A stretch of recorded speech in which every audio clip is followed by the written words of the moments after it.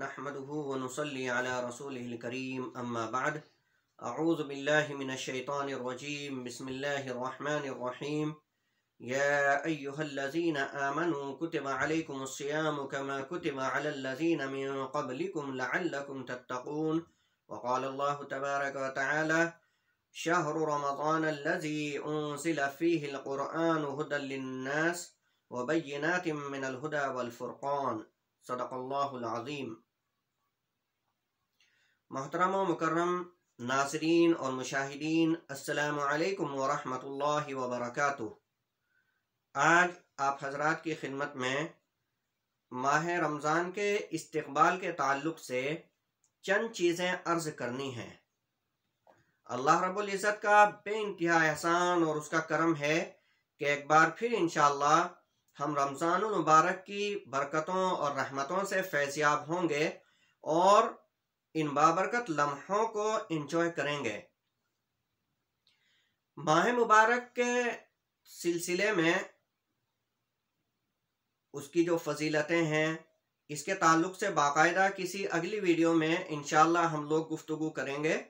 आज हमें असलन माह मुबारक के इस्तक़बाल और उसकी मनसूबा बंदी के ताल्लुक़ से चंद चीज़ें अर्ज़ करनी हैं।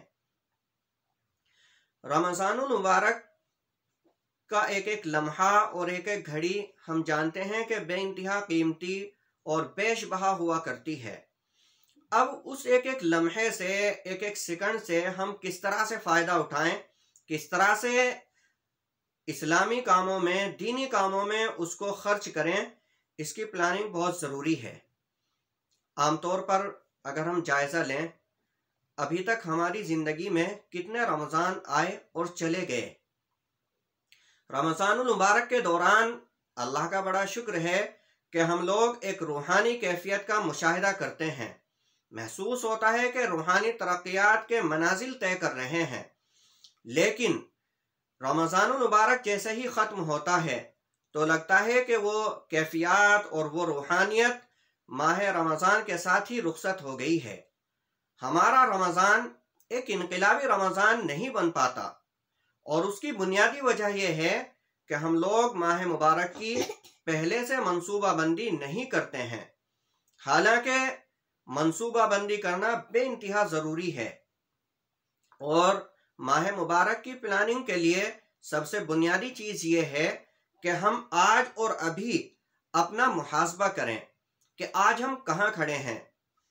ईमानी एतबार से कितने फ़ीसद हम मुसलमान हैं या हम अक़ीदे के एतबार से कितने मजबूत हैं। आमाल के एतबार से हम कहाँ खड़े हैं। फ़र्ज़ नमाज़ों की पाबंदी हो पाती है या नहीं हो पाती है। अगर हम पर ज़कात फ़र्ज़ है तो ज़कात अदा करते हैं या नहीं करते हैं। इसी तरह से अखलाकियात के एतबार से जायज़ा लें कि बहैसियत एक मुसलमान होने के हम अखलाकी मेयार के एतबार से कहाँ हैं। हुस्न अखलाक हमारे अंदर हैं या नहीं है। घर वालों के साथ किस तरह से पेश आते हैं। रिश्तेदारों से हमारा रवैया कैसा है। पड़ोसियों से किस तरह से हम पेश आ रहे हैं और समाज में किस हैसियत से हम जिंदगी गुजार रहे हैं। तो इन तमाम चीज़ों का हमें अभी जायज़ा लेना है और उसके बाद अपने आप से वादा करना है और अपने जहन को इसके लिए तैयार करना है कि इंशाअल्लाह रूहानी एतबार से हमें इस माह मुबारक में बहुत सी तरक्यात हासिल करनी है। रमज़ानुल मुबारक की जो फजीलतें और बरकतें हैं, एक एतबार से अगर देखिए तो ये जश्न कुरान पाक का महीना है।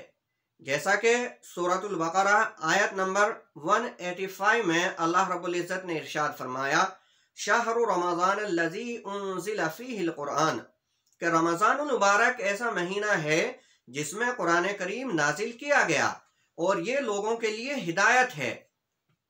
फिर सूरतुल क़द्र में अल्लाह रब्बुल इज़्ज़त ने इरशाद फरमाया, इन्ना अंज़लनाहु फ़ी लैलतिल क़द्र, कि बिलाशुबह हमने कुरान करीम को शब क़द्र में नाजिल फरमाया। तो रमज़ान का जो ताल्लुक़ है वो कुरान करीम से बड़ा गहरा है और बाज़ उलमा का तो कहना यह है कि रमज़ानुल मुबारक की रहमतें, बरकतें और इसकी फजीलत इसी बुनियाद पर है कि ये जश्न कुरान करीम का महीना है इसी महीने में वही का आगाज हुआ और कुरान करीम इसी महीने में नाजिल होना शुरू हुआ। लौह महफूज से आसमान दुनिया पर इसी माह में यानी जो शब कद्र होती है उसमें कुरान करीम नाजिल किया गया। फिर उसके बाद रोज़े का हुक्म है कि हम माह मुबारक में दिन में रोज़ा रखें, और रोज़े का मकसद कुरान करीम में इरशाद फरमाया लअल्लकुम तत्तकून, ताकि तुम तकवा हासिल करो, परहेजगारी हासिल करो। तो ये मश्क का, एक ट्रेनिंग का बेहतरीन तरीका है कि दिन में रूहानियत हासिल करने के लिए भूख और प्यास की शिद्दत के मज़े लिए जाएं और उसका एहसास करें। फिर जब कुछ रूहानियत हासिल हो तो रात में अल्लाह रब्बुल इज़्ज़त के सामने क़याम करें और तरावीह में कुरान करीम को सुनें। अब इस माह मुबारक में हमें पहली मंसूबाबंदी तो ये करनी है कि अपना जायज़ा ले लेना है। आम तौर पर जब भी कोई सीज़न होता है तो ताजिर हजरात पहले से ही उसकी मंसूबाबंदी करते हैं, और बेहतरीन ताजिर की शिनाख्त और पहचान भी यही होती है कि वो वक्त से पहले उसकी मंसूबाबंदी कर लेता है और उसकी प्लानिंग्स जो है वो बना लेता है। फिर जब सीज़न आता है तो खूब अपने काम में मशगूल होता है, ज़्यादा से ज़्यादा वक्त जो है वो अपनी तिजारत पर सर्फ करता है। अगर आम मामूल 10 घंटे या 8 घंटे काम करने का है तो सीज़न में 12-12 घंटे या उससे ज़्यादा काम किया जाता है। तो इसी के बाद जो है ज़्यादा मुनाफे हासिल किए जाते हैं और ज़्यादा बेनिफिट्स लिए जाते हैं। तो माह मुबारक भी नेकियों का मौसम बहार है, ये नेकियों का एक सीज़न है। इस सीज़न में हम लोग अपनी तरतीब उल्टी कर लेते हैं। बाज़ लोग जो हैं रमज़ानुल मुबारक को आराम का महीना बना लेते हैं कि सहरी खाने के बाद, नमाज फज्र अदा करने के बाद जो सोए तो फिर पता चला कि नमाज ज़ोहर पढ़ने के लिए उठते हैं, तो हमारे आराम का वक्त बहुत ज़्यादा हो जाता है।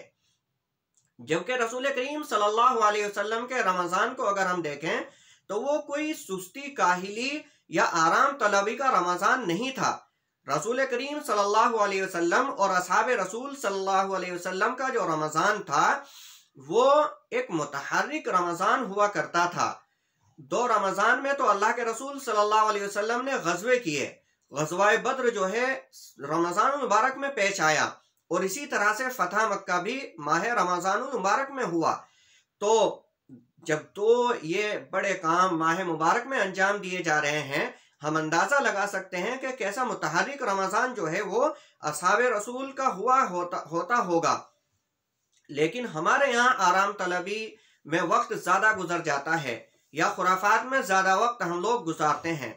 तो पहली मंसूबाबंदी ये करें कि अपने रमज़ान के ताल्लुक से हम लोग अपना एक टाइम टेबल बनाएं कि कितने वक्त हमें तिलावत कुरान करीम करनी है, कितने वक्त हमें कुरान फहमी को देना है, कुरान समझना है, और इसी तरह से कितना वक्त हमारा जिक्र और अज़कार में सर्फ होना चाहिए, कितने वक्त हम दरूद शरीफ पढ़ें, इस्तिग़फ़ार कितनी कसरत से होना चाहिए, नफल नमाजों की तरतीब क्या हो, और इसी तरह से दीगर जो इबादत हैं उनका एक टाइम टेबल हो। क्योंकि टाइम टेबल होता है तो वक्त पर काम आसानी से हो जाते हैं, और अगर किसी चीज़ का कोई टाइम ही ना हो तो उसमें बेतरतीबी और बदनज़मी होती है, और जितना काम होना चाहिए वो नहीं हो पाता, उसके बेहतर नताइज नहीं हो पाते। तो सबसे पहली चीज़ है मंसूबा बंदी, कि हम अपने टाइम की मंसूबा बंदी करें। आम तौर पर जितना भी हमारा सोने का टाइम होता हो पूरे साल में, माह मुबारक में ज़रूर अपने सोने के टाइम को भी घटाएं और उस सोने के कुछ वक्त को इबादत में सर्फ करें। इसी तरह से नफल नमाजों का मामला है कि नफल नमाजों में कसरत से वक्त दिया जाए। ख़ास तौर से नमाज तहज्जुद है जिसमें डायरेक्ट अल्लाह रब्बुल इज़्ज़त से हमारा इंटरेक्शन होता है। तो नमाज तहज्जुद बजाय इसके कि रस्मी तौर पर हम चंद रकात पढ़ लेते हों, जो हलावत और जो चाशनी जनाब रसूल करीम सल्लल्लाहु अलैहि वसल्लम को और अल्लाह के रसूल सल्लल्लाहु अलैहि वसल्लम के असहाब रिज़वानुल्लाहि अलैहिम अजमाइन को हासिल होती थी, वही हलावत, वही चाशनी, वही मिठास हम भी नमाज तहज्जुद में हासिल करने की कोशिश करें। और इसके लिए बुनियादी चीज़ ये है कि हम लोग कुरान फहमी का एक मंसूबा बनाएं और उस पर अमल करना शुरू कर दें। अगर हमारी नमाज बेहतर नहीं है, सही तरीके से हम तलफ़ुज़ नहीं कर पाते हैं, तो एक तरतीब हो कि हमें नमाज को दुरुस्त करना है और तिलावत की एक मंसूबाबंदी करनी है कि किस तरह से हमें तिलावत करनी है, कितना वक्त हमें तिलावत में देना है। फिर अगर हमें सूरतें याद हैं, नमाज मुकम्मल तौर पर याद है, लेकिन उसका तर्जुमा याद नहीं है, सूरह फातिहा का तर्जुमा हम नहीं जानते या दीगर सूरतों का तर्जुमा हम लोग न जानते हों, तो उसके लिए कोशिश करें कि कुरान फहमी से अपना रब्त वाबस्ता करें, कुरान करीम को समझने की कोशिश करें। हकीकी तौर पर जब ही हमें रमज़ान की ये रहमतें और बरकतें हासिल हो सकती हैं। अगर दर्स कुरान के कहीं पर हल्के लगते हैं तो ज़रूर हम उन दुरूस में शामिल हों और कुरान करीम को समझने की कोशिश करें। जब कुरान करीम को समझेंगे तो इंशाअल्लाह इस्लामी उसूलों पर और इस्लामी खतूत पर ज़िंदगी गुजारना बहुत आसान हो जाएगा। इसी तरह से कुरान करीम में अल्लाह रब्बुल इज़्ज़त ने इरशाद फरमाया लअल्लकुम तत्तकून, के माह मुबारक में जो रोज़े रखवाए जाते हैं उनका बुनियादी जो मकसद और रीज़न है वो तकवे का हुसूल है, तकवा हासिल करना है।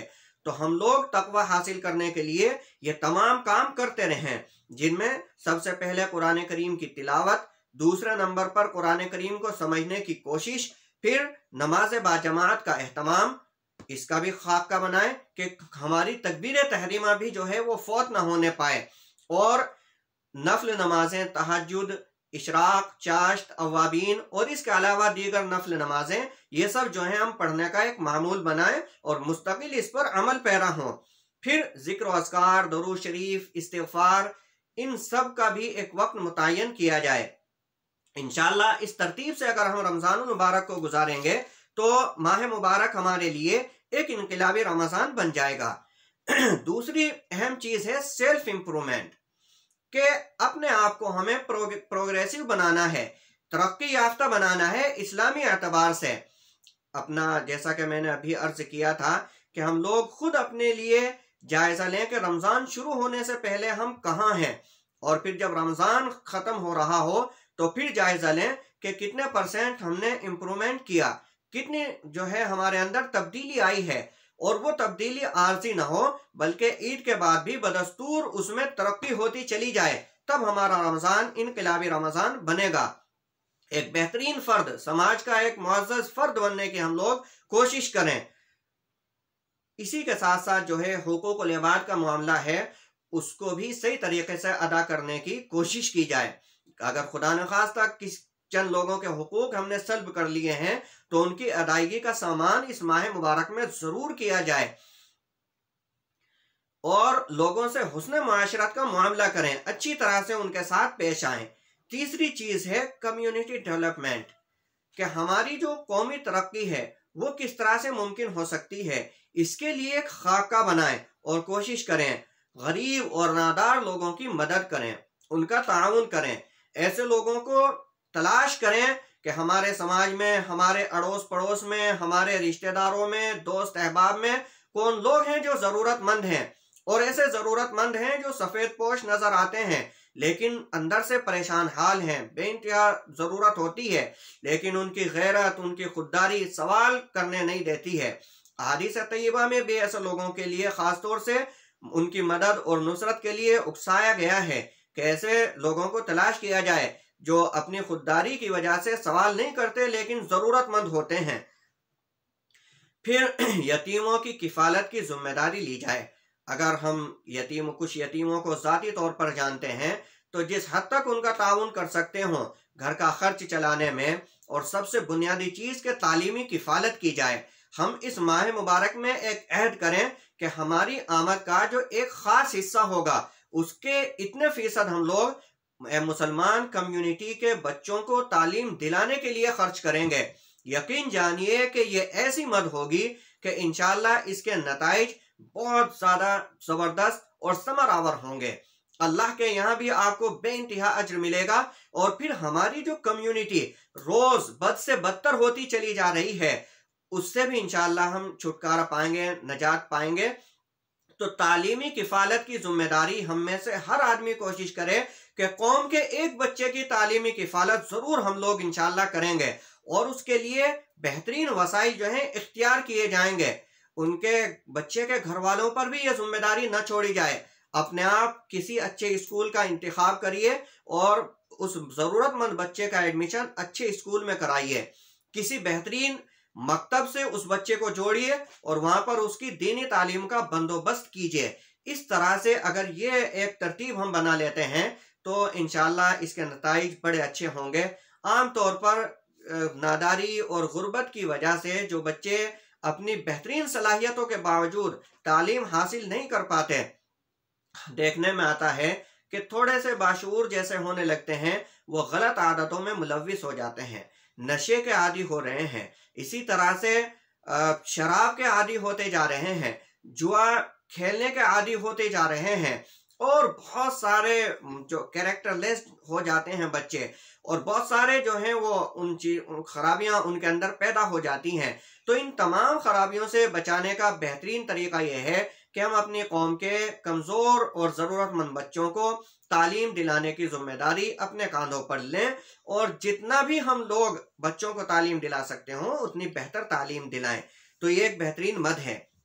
इसी तरह से ज़कात, सदक़ात और खैरात, ये तमाम जो हैं मामूल बनाए माह मुबारक में कि जितना सदका कर सकते हो उतना सदका करें। ज़कात अगर हम पर वाजिब है तो बेहतर तरीके पर ज़कात अदा की जाए, और अगर ज़कात हम पर वाजिब नहीं है फिर भी कम से कम खैरात खूब की जाए, क्योंकि अल्लाह के रसूल सल्लल्लाहु अलैहि वसल्लम माह मुबारक में वो आम मामूल से कहीं ज्यादा जो है खैरात किया करते थे। तो हम लोग भी खूब जरूरतमंदों की मदद करें। फिर एक हमारे समाज में आमतौर पर यह है कि जो खुश नसीब लोग ज़कात अदा करते हैं, एक बड़ी तादाद उनमें ऐसी है जो गैर मंसूबाबंद तरीके पर ज़कात निकालती है। अनप्लान्ड हमारे यहाँ ज़कात निकाली जाती है और कई बार वो मुस्तहिक लोगों तक नहीं पहुंच पाती है। तो उसके लिए भी हम लोग एक प्लानिंग करें कि हम जो ज़कात का पैसा निकाल रहे हैं वो ऐसे मदारिस में जाए जहां पर वाकईतन ज़रूरत है और मुस्तहिक लोगों पर पैसा पहुंच सकता है। इसी तरह से समाज के ऐसे लोगों, ज़रूरतमंदों को वो पैसा दिया जाए जो वाकईतन ज़रूरतमंद हैं और उनकी ज़ाती तौर पर तहकीक की जाए। इस पैसे को जिस तरह से हम लोग निकालते हैं उसी तरह से हमारी जिम्मेदारी है कि ज़रूरतमंदों तक पहुंचाएं। चौथी चीज जो है इसमें मंसूबाबंदी के ताल्लुक से वो है डिस्ट्रैक्शंस। यानी आमतौर पर देखने में आ रहा है कि हमारी पूरी कम्युनिटी एक तरह से मोबाइल के खब्त में मुब्तला है। हमारे नौजवानों का ज़्यादा टाइम मोबाइल और सोशल मीडिया पर सर्फ हो रहा है। माह मुबारक एक गोल्डन चांस है हम लोगों के लिए कि अगर हम थोड़ी सी तवज्जो दे लें तो जो मोबाइल एडिक्शन के हम मरीज होते जा रहे हैं इससे बच सकते हैं और इससे बचना भी चाहिए। माह मुबारक में अगर हमें अल्लाह रब्बुल इज्जत से अपना रिश्ता मजबूत बनाना है, कुरान करीम को पढ़ना और समझना है और इस्लामी खतूत पर सही तरीके पर चलना है, उसके लिए हमें सबसे पहला काम करना होगा कि मोबाइल का इस्तेमाल कम से कम किया जाए। सिर्फ ज़रूरत की हद तक हम लोग इसे इस्तेमाल करें। आमतौर पर देखा जाता है कि रोज़े में वक्त गुजारी के लिए, हालांकि ये एक अजीब हमारा अलमिया है कि हमें ये इस्तिलाह भी इस्तेमाल करनी पड़ती है कि रोज़े में वक्त गुजारी के लिए रोज़ेदार के पास तो वक्त ही नहीं होता। उसे खैर के कामों से, भलाई के कामों से, नेक कामों से फुर्सत कहाँ मिलती है जो वक्त गुजारने का टाइम हो। रोज़ेदार की तो एक एक साथ और एक एक लम्हा कीमती होता है। उसकी कोशिश होती है कि इस्लामी उसूल के मुताबिक मेरा एक एक लम्हा सर्फ हो, लेकिन इसके बावजूद हमारे बहुत से नौजवान जो रोज़े का तो एहतमाम करते हैं लेकिन वक्त गुजारी के लिए मोबाइल पर दूसरी चीज़ों में मसरूफ़ रहते हैं, सोशल मीडिया पर एक्टिव रहते हैं, एक प्लेटफॉर्म से दूसरे प्लेटफॉर्म पर होपिंग करते रहते हैं। तो इस चीज़ से हम लोग बचने का अहद करें। इसका भी इसी वक्त और अभी हम जायज़ा लें कि आज हमारा स्क्रीन टाइम जो है वो कितना है। अगर आप किसी ऑफिस में काम करते हैं, तिजारत में आपको लैपटॉप या कंप्यूटर का इस्तेमाल करना पड़ता है, वो एक अलग बात है, लेकिन अगर सोशल मीडिया पर आपका कितना वक्त सर्फ होता है उसका जायजा लें और रमज़ान शुरू होते ही फौरन परहेज करें। सोशल मीडिया का इस्तेमाल तकरीबन बंद कर दिया जाए और ज़्यादा से ज़्यादा वक्त अल्लाह रब्बुल इज़्ज़त को राज़ी करने में गुजारा जाए। इसी तरह से लघु कामों से हम लोग जो हैं रोज़ा रखकर बचें, क्योंकि बाज़ हदीस में अल्लाह के रसूल सल्लल्लाहु अलैहि वसल्लम ने इरशाद फरमाया, एक हदीस है इब्न माजा की, हदीस नंबर 1380, अबू हुरैरा रज़ी अल्लाह ताला अन्हु इस हदीस के रावी हैं। रिवायत करते हैं, रुब्ब साइमिन लैसा लहू मिन सियामिही इल्ला अल-जू' व रुब्ब क़ाइमिन लैसा लहू मिन क़ियामिही इल्ला अस-सहर, कि कभी कभी ऐसा भी होता है कि रोज़ा रखने वाले को भूख के सिवा कुछ भी हासिल नहीं होता, और रात में क़याम करने वाले को यानी इबादत करने वाले को सिवाय खामखा जागने के और कुछ भी हासिल नहीं होता। तो ये कौन लोग हैं जो रात को इबादत में मशगूल हैं लेकिन उन्हें सवाब नहीं मिल रहा है, रोज़ा रख रहे हैं लेकिन रोज़े का सवाब नहीं मिल रहा है। ये वही लोग हैं जो माह मुबारक में भी अपने आदात और अखलाक को चेंज नहीं कर पाते।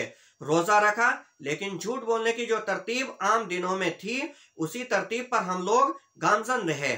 चुगली का जो मामूल पहले था अब रमज़ान में वक्त गुजारी के लिए और बढ़ा दिया गया। इसी तरह से गिबत जो है वो ज़्यादा कर दी गई। तो ये सारी जो बुरी आदतें हैं इनसे रोज़े की फर्जियत तो अदा हो जाती है।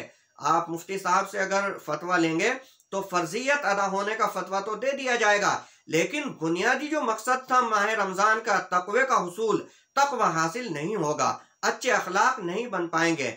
इसलिए ज़रूरी है कि जब हम लोग रोज़ा रख रहे हैं तो रोज़े का कमा हक़ सवाब भी हासिल करें, और गलत जितनी भी आदतें हैं, झूठ, ग़ीबत, चुगलखोरी, बुहतान और इसी तरह से और दूसरी बदअखलाकी वाली चीज़ें, इन तमाम को यकलख्त जो है छोड़ दिया जाए और पक्की सच्ची तौबा को करके अल्लाह रब्बुल इज़्ज़त के सामने तब हम माह मुबारक में कदम रखें। इसी तरह से एक और हदीस हज़रत अबू हुरैरा रज़ी अल्लाह ताला अन्हु की है, बुखारी शरीफ में आई है, हदीस नंबर 1903, मल्लम यदा क़ौल ज़ूर वल अमल बिही फ़लैसा लिल्लाहि हाजा अन यदा तआमहु व शराबहु, कि जो लोग झूठ बोलना न छोड़ें और इसी तरह से उस पर अमल करना न छोड़ें तो कोई ज़रूरत नहीं है, अल्लाह रब्बुल इज़्ज़त को कोई ज़रूरत नहीं है कि वो लोग अपने खाने को छोड़ दें या अपने पीने को छोड़ दें। यानी अल्लाह की तरफ से एक वार्निंग दी जा रही है कि अगर आप रोज़ा रखकर बुरी आदतें नहीं छोड़ सकते हैं तो अल्लाह को ऐसे रोज़े की ज़रूरत नहीं है। अल-मान वल हफीज़, हमें बहुत ज़्यादा डरना चाहिए और माह मुबारक को एक मिसाली माह मुबारक बनाने के लिए अभी से हम लोग अहद करें कि इंशाअल्लाह इसकी एक एक साथ से, एक एक लम्हे से फैज़याब होंगे। अल्लाह के सामने दुआ भी करें। रमज़ान शुरू होने से पहले मुमकिन हो तो 2 रकात सलातुल हाजा पढ़कर अल्लाह से खूब रो रो कर दुआ करें कि परवरदिगार हमें रमज़ान मुबारक की एक एक साथ और एक एक सेकंड से फैज़याब होने की तौफीक अता फरमा। और इस माह मुबारक में हम लोग अल्लाह से ख़ास लो लगाएं, इस्तिग़फ़ार की, अपने गुनाहों पर शर्मिंदगी की और माफ़ी तलाफ़ी की, और मुस्तकिल अल्लाह से तौबा करते रहें। इंशाअल्लाह अगर इन चीज़ों पर हमने अमल किया तो ये माह मुबारक हमारे लिए एक मिसाली माह मुबारक होगा। और दुआ कीजिए कि परवरदिगार आलम हमारे इस रमज़ान को एक बेहतरीन रमज़ान और इनक़िलाबी रमज़ान बनाए। व आखिरु दावाना अनिल हम्दुलिल्लाहि रब्बिल आलमीन।